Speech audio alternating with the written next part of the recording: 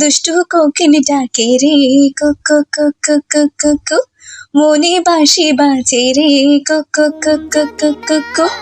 আসসালামু আলাইকুম। আপনি আমার জিজ্ঞাইতেছেন কে? আমি কি জানি আমনে মাইয়া মাদ্রাসায় যাইবো না যাইবো? এইটা তুমি কি কইলা রেহেনা? মাইয়া হইল তোমার, আমি কি তোমারে না জিগাইয়া পাশের বাড়ির ভাবিরে গিয়া জিগামু? তো কি কমু? আপনার মাইয়া আমার কথা শুনলি তো আপনি দেখেন গা গিয়া কোথাও গিয়া টিকটক করতেছে। কি কইলা রেহেনা?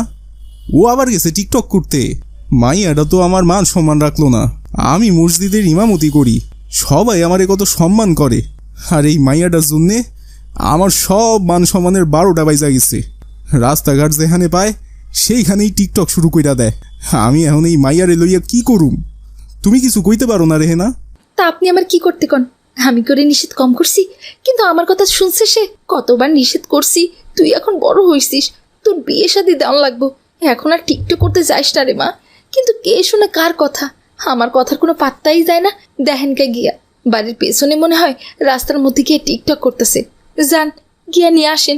এরপর নাসির হুজুর চলে গেল বাড়ির পেছনে তার মেয়ের খোঁজে, আর সেখানে তার মেয়ে মারিয়া ভাইরাল গানের সাথে টিকটক করছে।